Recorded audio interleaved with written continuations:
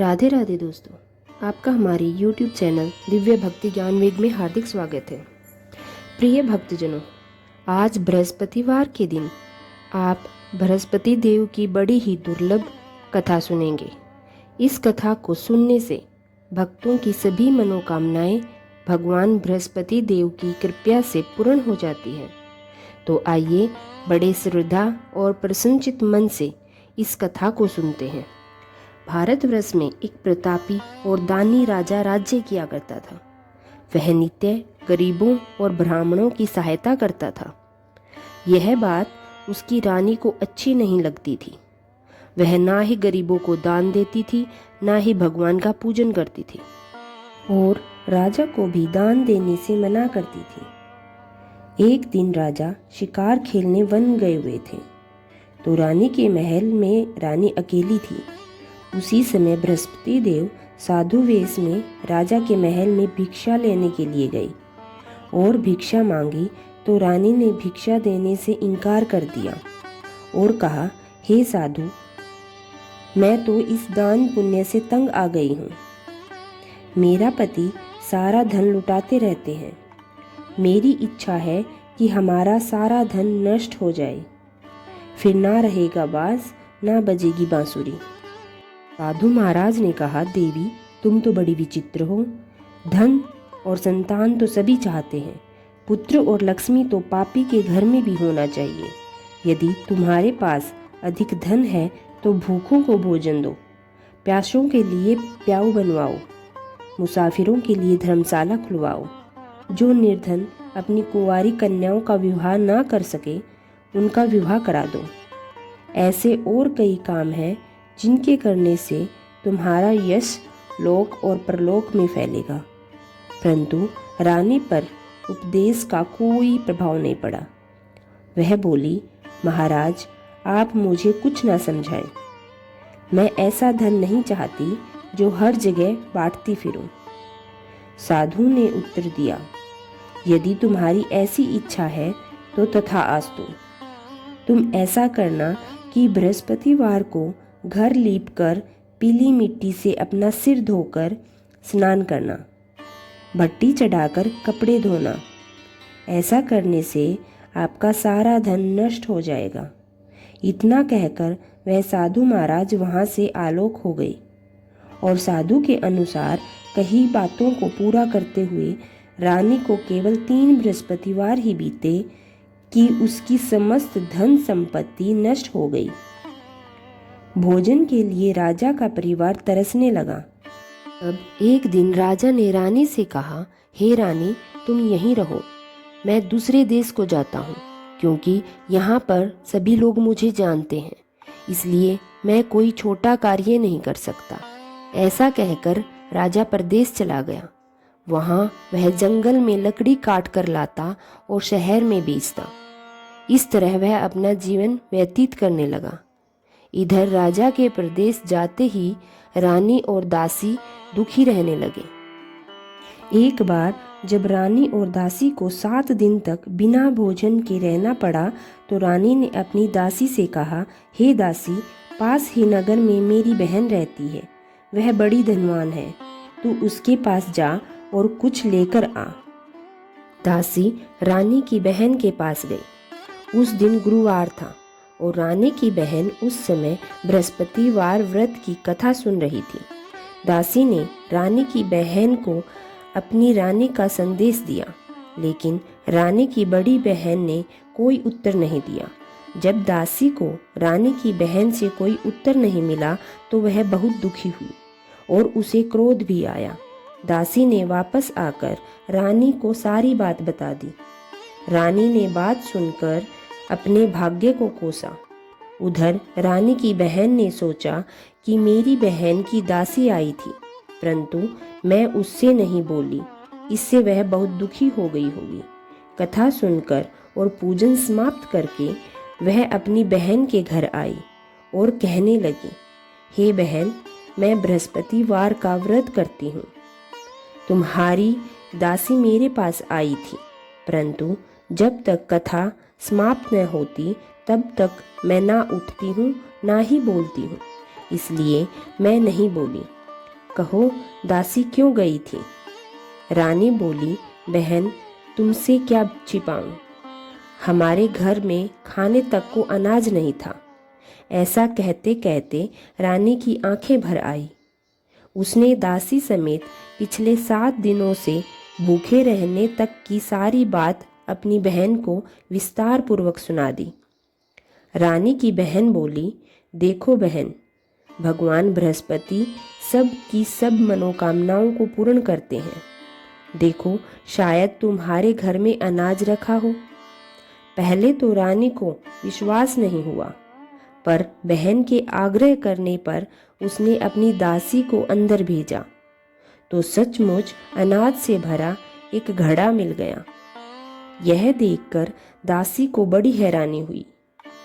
दासी रानी से कहने लगी, हे रानी, जब हमको भोजन नहीं मिलता तो हम व्रत ही तो करते हैं, इसलिए क्यों ना इनसे व्रत और कथा की विधि पूछ ली जाए ताकि हम भी व्रत कर सकें।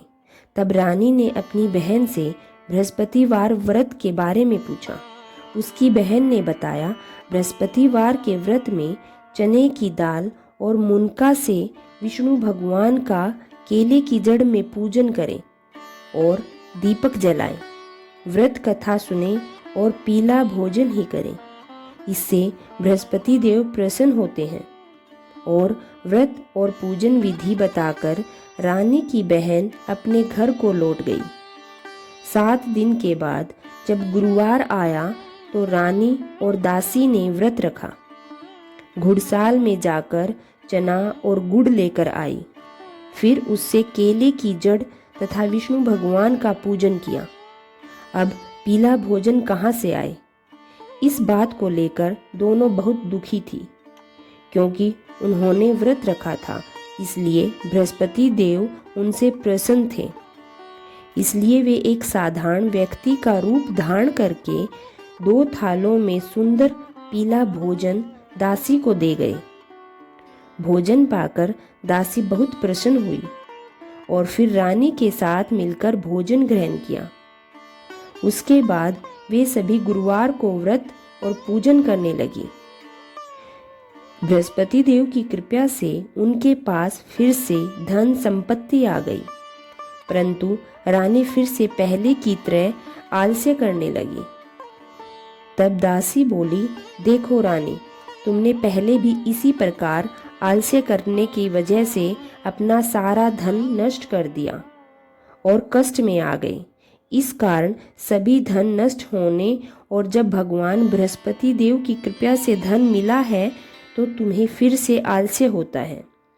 रानी को समझाते हुए दासी कहती है कि बड़ी मुसीबतों के बाद हमने यह धन पाया है, इसलिए हमें दान पुण्य करना चाहिए, भूखे मनुष्यों को भोजन कराना चाहिए और धन को शुभ कार्यों में खर्च करना चाहिए, जिससे तुम्हारे कुल का यश बढ़ेगा, स्वर्ग की प्राप्ति होगी और पितृ प्रसन्न होंगे। दासी की बात मानकर रानी अपना धन शुभ कार्यों में खर्च करने लगी, जिससे पूरे नगर में उसका यश फैलने लगा।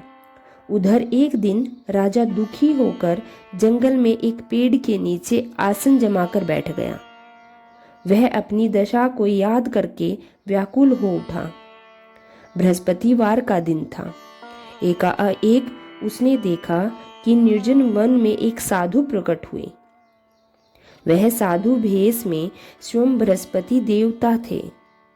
लकड़हारे के सामने आकर बोले, हे लकड़हारे, इस सुनसान जंगल में तू अकेला इतनी चिंता में क्यों बैठा है? लकड़हारे ने अपने दोनों हाथ जोड़कर प्रणाम किया और उत्तर दिया, महात्मा जी, आप सब कुछ जानते हैं, मैं क्या कहूँ? यह कहकर रोने लगा और साधु ने को अपनी आत्मकथा सुनाई। महात्मा जी ने कहा, तुम्हारी स्त्री ने बृहस्पतिवार के दिन बृहस्पति भगवान का निरादर किया है, जिसके कारण रुष्ट होकर उन्होंने तुम्हारी यह दशा कर दी। अब तुम चिंता को दूर करके मेरे कहने पर चलो तो तुम्हारे सब कष्ट दूर हो जाएंगे और भगवान पहले से भी अधिक संपत्ति देंगे। तुम बृहस्पतिवार के दिन कथा किया करो, 2 पैसे के चने मुनका लाकर उसका प्रसाद बनाओ और शुद्ध जल के लोटे में शक्कर मिलाकर अमृत तैयार करो। कथा के पश्चात अपने सारे परिवार और सुनने वाले प्रेमियों में अमृत का वह प्रसाद बांटकर खुद भी ग्रहण करो। ऐसा करने से भगवान तुम्हारी सब मनोकामनाएं पूरी करेंगे। साधु के ऐसे वचन सुनकर लकड़हारा बोला, हे प्रभु, मुझे लकड़ी बेचकर इतना पैसा नहीं मिलता जिससे भोजन के उपरांत कुछ बचा सकूं। मैंने रात्रि में अपनी स्त्री को व्याकुल देखा है। मेरे पास कुछ भी नहीं जिससे मैं उसकी खबर मंगा सकूं। और फिर मैं बृहस्पति देव की क्या कहानी सुनूं? मुझको तो कुछ भी मालूम नहीं है।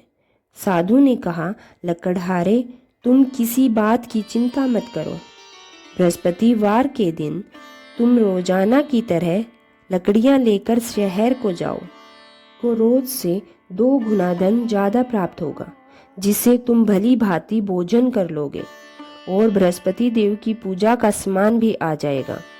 बृहस्पति देव की कथा इस प्रकार है, सुनो। प्राचीन काल में एक ब्राह्मण रहता था। वह बहुत निर्धन था। उसकी कोई संतान नहीं थी। उसकी स्त्री बहुत मलिनता के साथ रहती थी। वह स्नान नहीं करती थी, किसी देवता का पूजन भी नहीं करती थी। इससे ब्राह्मण देवता बड़े दुखी रहते थे। बेचारे बहुत कुछ कहते, किंतु उसका कुछ परिणाम नहीं निकलता था। भगवान की कृपा से ब्राह्मण को स्त्री कन्या रूपी रतन पैदा हुई। कन्या बड़ी होने के प्रातः स्नान करके भगवान विष्णु का जाप और बृहस्पतिवार का व्रत करने लगी। अपने पूजन पाठ को समाप्त करके विद्यालय जाती तो अपनी मुट्ठी में जौ भरकर ले जाती और पाठशाला के मार्ग में डालती जाती। तब ये जो सोने के हो जाते तो लौटते समय उनको बिन कर घर ले आती। एक दिन वह बालिका सूप में उस सोने की जौ को फटक कर साफ कर रही थी। उसके पिता ने देख लिया और कहा, हे बेटी, सोने के जौ के लिए सोने का सूप होना चाहिए। दूसरे दिन बृहस्पतिवार था। इस कन्या ने व्रत रखा और बृहस्पति देव से प्रार्थना करके कहा, ने आपकी पूजा पूरे सच्चे मन से की है, तो मेरे लिए सोने का सूप दे दो। बृहस्पति देव ने उसकी प्रार्थना स्वीकार कर ली। रोजाना की तरह वह कन्या जौ फैलाती हुई जाने लगी। जब लौटकर जौ बीन रही थी तो बृहस्पति देव की कृपा से उसे रास्ते में सोने का सूप मिल गया। उसे वह घर ले आई और उसमें जौ साफ करने लगी, परंतु उसकी माँ का वही ढंग रहा। एक दिन की बात है कि वह कन्या सोने के सूप में जौ साफ कर रही थी। उस समय उस शहर का राजपुत्र वहां से होकर निकला। इस कन्या के रूप और कार्य को देखकर मोहित हो गया और अपने घर आकर भोजन और जल त्याग कर उदास होकर लेट गया। राजा को इस बात का पता लगा तो उसने अपने प्रधानमंत्री के साथ उसके पास गए और बोले, हे बेटा, तुम्हें किस बात का कष्ट सता रहा है? किसी ने तुम्हारा अपमान किया है क्या? अथवा और कोई कारण हो सो तो कहो। मैं वही कार्य करूंगा जिससे तुम्हें प्रसन्नता हो। पिता की बात सुनकर राजकुमार ने उन्हें सारी बात बता दी। वह बोला, मुझे आपकी कृपा से किसी बात का दुख नहीं है। किसी ने मेरा कोई अपमान नहीं किया है, परंतु मैं उस लड़की से विवाह करना चाहता हूँ जो सोने के सूप में जौ साफ कर रही थी। यह सुनकर राजा आश्चर्य में पड़ गया और बोला, बेटा, इस तरह की कन्या का पता तुम ही लगाओगे। मैं उसके साथ तेरा विवाह अवश्य करवा दूंगा। राजकुमार ने उस लड़की के घर का पता बताया। तब सैनिक ब्राह्मण देवता के घर गए और ब्राह्मण को सारा हाल बताया। ब्राह्मण देवता राजकुमार के साथ अपनी कन्या का विवाह करने के लिए तैयार हो गए और विधि विधान के अनुसार ब्राह्मण की कन्या का विवाह राजकुमार के साथ हो गया। कन्या के घर से जाते ही पहले की भांति उस ब्राह्मण देवता के घर में गरीबी का निवास हो गया। अब भोजन के लिए भी अन्न बड़ी मुश्किल से मिलता था। एक दिन दुखी होकर ब्राह्मण देवता अपनी पुत्री के पास गए। बेटी ने पिता को दुखी अवस्था में देखा और अपनी माँ का हाल पूछा। तब ब्राह्मण ने भी सारा हाल कहा। कन्या ने बहुत सा धन देकर अपने पिता को विदा कर दिया। इस तरह ब्राह्मण का कुछ समय सुखपूर्वक व्यतीत हुआ। कुछ दिन के बाद फिर वही हाल हो गया। ब्राह्मण फिर अपनी कन्या के यहाँ गया और सारा हाल कहा तो लड़की बोली, हे पिताजी, आप माताजी को यहाँ ले आओ। मैं उन्हें विधि बता दूंगी जिससे उनकी गरीबी दूर हो जाए। वह ब्राह्मण देवता अपनी स्त्री को साथ लेकर पहुँचे तो अपनी माँ को समझाने लगी। बेटी ने कहा, हे माँ, तुम प्रातःकाल प्रथम स्नान आदि करके विष्णु भगवान का पूजन किया करो तो सब दरिद्रता दूर हो जाएगी। परंतु उसकी माँ ने एक भी बात नहीं मानी और प्रातःकाल उठकर अपनी पुत्री के बच्चों की जूठन को खा लिया।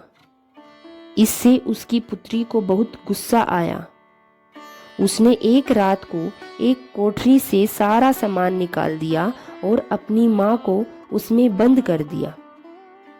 प्रातः उसमें से उसे निकाला तो स्नान आदि करा के पूजा पाठ करवाया। उसकी माँ की बुद्धि ठीक हो गई। इसके बाद वह नियम से पूजा पाठ करती और प्रत्येक बृहस्पतिवार को व्रत रखने लगी।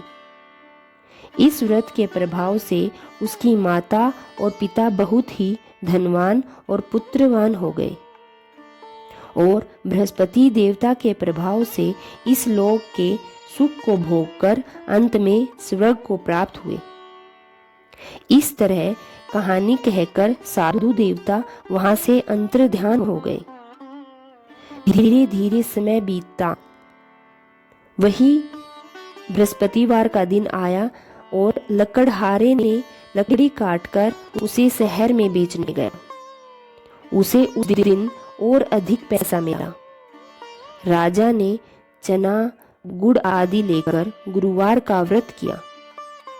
उस दिन से उसके सभी क्लेश दूर हो गए। परंतु जब दोबारा गुरुवार आया तो बृहस्पतिवार का व्रत करना भूल गया। इस कारण बृहस्पति भगवान नाराज हो गए। उस दिन उस नगर के राजा ने विशाल यज्ञ का आयोजन किया था और शहर में यह घोषणा करा दी थी कि कोई भी मनुष्य अपने घर में भोजन न बनवाए, न आग जलाए। समस्त जनता मेरे यहाँ भोजन करने आए। इस आज्ञा को जो नहीं मानेगा उसे फांसी की सजा दी जाएगी। इस तरह की घोषणा संपूर्ण नगर में करवा दी गई। राजा की आज्ञा के अनुसार शहर के सभी लोग भोजन करने गए, लेकिन लकड़हारा कुछ देर से पहुंचा। इसलिए राजा उसको अपने साथ घर के अंदर ले गए और ले जाकर भोजन करा रहे थे तो रानी की दृष्टि उस खूंटी पर पड़ी जिस पर उसका हार लटका हुआ था। वह वहां पर दिखाई नहीं दिया तो रानी ने निश्चय किया कि वह हार इस मनुष्य ने चुरा लिया है। उसी समय सिपाहियों को बुलाकर उसको कारागार में डलवा दिया गया। जब लकड़हारा कारागार में पड़ गया और बहुत दुखी होकर विचार करने लगा कि ना जाने कौन से पूर्व जन्म के कर्म से मुझे यह दुख प्राप्त हुआ है, तो उसे उसी साधु बाबा की याद आने लगी जो जंगल में मिला था।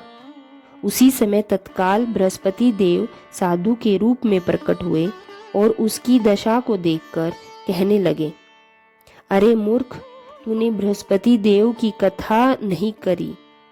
इस कारण तुझे दुख प्राप्त हुआ है। अब चिंता मत कर। बृहस्पतिवार के दिन कारागार के दरवाजे पर 4 पैसे पड़े मिलेंगे। उनसे तू बृहस्पति देव की पूजा करना, तेरे सभी कष्ट दूर हो जाएंगे। बृहस्पतिवार के दिन उसे 4 पैसे मिले। लकड़हारे ने कथा कही।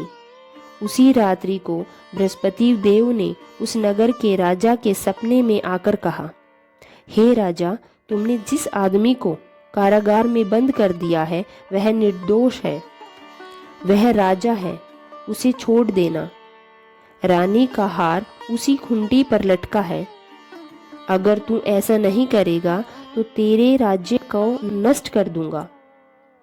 इस तरह रात्रि में सपने में देखकर राजा प्रातःकाल उठा और खूंटी पर हार देखकर लकड़हारे को बुलाकर क्षमा मांगी और कहा, लकड़हारे को योग्य सुंदर वस्त्र आभूषण देकर विदा कर दिया। बृहस्पति देव की आज्ञा के अनुसार लकड़हारा अपने नगर को चल दिया। राजा जब अपने नगर के निकट पहुंचा तो उसे बड़ा आश्चर्य हुआ। नगर में पहले से भी अधिक बाग, तालाब, कुएं और बहुत सी धर्मशालाएं और मंदिर बना दिए गए थे। राजा ने पूछा, यह किसका बाग और धर्मशाला है? तब नगर के सब लोग कहने लगे, यह सब रानी और दासी के हैं। तो राजा को आश्चर्य हुआ और गुस्सा भी आया। जब रानी ने यह खबर सुनी कि राजा आ रहे हैं तो उन्होंने दासी से कहा, हे दासी, देख, राजा हमको कितनी बुरी हालत में छोड़ गए थे। हमारी ऐसी हालत देखकर वह लौट ना जाए, इसलिए तू दरवाजे पर खड़ी हो जा। आज्ञा के अनुसार दासी दरवाजे पर खड़ी हो गई। राजा आए तो उन्हें अपने साथ लेकर आई। तब राजा ने क्रोध करके अपनी रानी से पूछा, यह धन तुम्हें कैसे प्राप्त हुआ? तब उन्होंने कहा, हमें यह सब धन बृहस्पति देव के इस व्रत के प्रभाव से प्राप्त हुआ है जो हमने बृहस्पतिवार के दिन किया। राजा ने निश्चय किया कि 7 रोज के बाद सभी बृहस्पति देव का पूजन करेंगे, परंतु मैं प्रतिदिन 3 बार कहानी और रोज व्रत किया करूंगा। अब हर समय राजा के दुपट्टे में चने की दाल बंधी रहती और दिन में 3 बार कहानी कहते। एक रोज राजा ने विचार किया कि चलो अपनी बहन के यहाँ हो आए। इस तरह निश्चय करके राजा घोड़े पर सवार होकर अपनी बहन के यहाँ चलने लगा। मार्ग में उसने देखा कि कुछ आदमी मुर्दों के लिए जा रहे हैं। उन्हें रोककर राजा कहने लगा, अरे भाइयों, मेरे बृहस्पति देव की कथा सुन लो। वे बोले, लो, हमारा तो आदमी मर गया है, इसको अपनी कथा की पड़ी है। परंतु कुछ आदमी बोले, अच्छा कहो, हम तुम्हारी कथा भी सुनेंगे। राजा ने दाल निकाली और जब कथा आधी हुई थी कि मुर्दा हिलने लगा, और जब कथा समाप्त हो गई तो राम राम करके मनुष्य उठकर खड़ा हो गया। आगे मार्ग में उसे किसान खेत में हल चलाता मिला तो राजा ने उसे देखकर बोला, अरे भैया, तुम मेरी बृहस्पतिवार की कथा सुन लो। किसान बोला, जब तक मैं तेरी कथा सुनूंगा तब तक 4 हरेया जोत लूंगा। जा अपनी कथा किसी और को सुनाना। इस तरह राजा आगे चलने लगा। राजा के हटते ही बैल पछाड़ खाकर गिर गए और किसान के पेट में बड़ी जोर से दर्द होने लगा। उस समय उसकी माँ रोटी लेकर आई। उसने जब यह देखा तो अपने पुत्र से सब हाल पूछा और बेटे ने सारा हाल सुना दिया। तो बुढ़िया दौड़ी दौड़ी उस घुड़सवार के पास गई और उससे बोली कि मैं तेरी कथा सुनूंगी, तू अपनी कथा मेरे खेत पर चलकर ही कहना। राजा ने बुढ़िया के खेत पर जाकर कथा कही, जिसके सुनते ही वह बैल खड़े हो गए और किसान के पेट का दर्द भी बंद हो गया। राजा अपनी बहन के घर पहुंचा। बहन ने अपने भाई की खूब मेहमानी की। दूसरे रोज प्रातःकाल राजा जगा तो वह देखने लगा कि सब लोग भोजन कर रहे हैं। राजा ने अपनी बहन से कहा, ऐसा कोई मनुष्य है जिसने भोजन नहीं किया हो? मेरे बृहस्पतिवार की कथा सुन ले। बहन बोली कि भैया, यह देश ऐसा है कि पहले यहाँ लोग भोजन करते हैं, बाद में अन्य काम करते हैं। अगर कोई पड़ोस में हो तो देख आऊं। वह ऐसा कहकर देखने चली गई, परंतु उसने देखा कि ऐसा कोई व्यक्ति नहीं है जिसने भोजन ना किया हो। अतः वह एक कुम्हार के घर गई जिसका लड़का बहुत बीमार था। उसे मालूम हुआ कि उनके यहाँ 3 रोज से किसी ने भोजन नहीं किया है। रानी ने अपने भाई की कथा सुनने के लिए कुम्हार से कहा। वह तैयार हो गया। राजा ने जाकर बृहस्पतिवार की कथा कही, जिसके सुनने से उसका लड़का ठीक हो गया। वह अब तो राजा की प्रशंसा करने लगा। एक रोज राजा ने अपनी बहन से कहा कि बहन, हम अपने घर को जाएंगे, तुम भी तैयार हो जाओ। राजा की बहन ने अपनी सास से कहा तो सास ने कहा, चली जा, परंतु अपने लड़कों को मत ले जाना, क्योंकि तेरे भाई की कोई औलाद नहीं है। बहन ने अपने भैया से कहा, भैया मैं तो चलूंगी, पर कोई बालक नहीं चलेगा। तो राजा बोला, जब कोई बालक ही नहीं चलेगा तो तुम भी क्या करोगी? राजा दुखी मन से राज्य में लौट आया। राजा ने अपनी रानी से कहा, हम निर्वंशी हैं, हमारा मुंह देखने का भी धर्म नहीं है। और ऐसा कहकर बिना भोजन किए वहां से चला गया। रानी बोली, हे प्रभु, बृहस्पति देव ने हमें सब कुछ दिया है, वह हमें औलाद भी अवश्य देंगे। उसी रात को बृहस्पति देव ने राजा के स्वप्न में आकर कहा, राजा उठो, सभी सोच त्याग दो, तेरी रानी गर्भ से है। राजा को यह बात सुनकर बहुत खुशी हुई। 9वें महीने में उसके गर्भ से एक सुंदर पुत्र पैदा हुआ। तब राजा बोला, हे रानी, स्त्री बिना भोजन के रह सकती है, पर बिना कहे नहीं रह सकती। जब मेरी बहन आएगी तुम उससे कुछ मत कहना। रानी ने सुनकर हाँ कर दी। जब राजा की बहन ने यह शुभ समाचार सुना तो वह बहुत खुश हुई और बधाई देने के लिए अपने भाई के घर आई। तभी रानी ने कहा, घोड़ा चढ़कर तो नहीं आई है, गधा चढ़कर आई है। राजा की बहन बोली, भाभी, मैं इस प्रकार ना कहती तो तुम्हें औलाद कैसे मिलती? बृहस्पति देव ऐसे ही है, जैसी जिसके मन में कामनाएं होती है वो उनकी सारी कामनाएं पूर्ण करते हैं।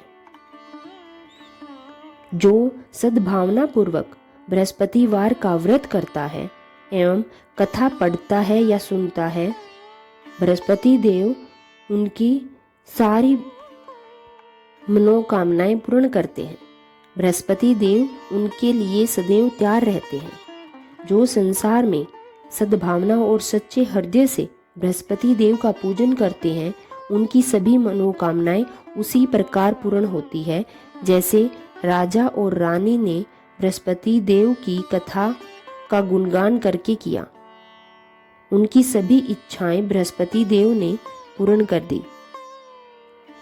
मनुष्य को हृदय से उनका मनन करते हुए जयकारा करना चाहिए।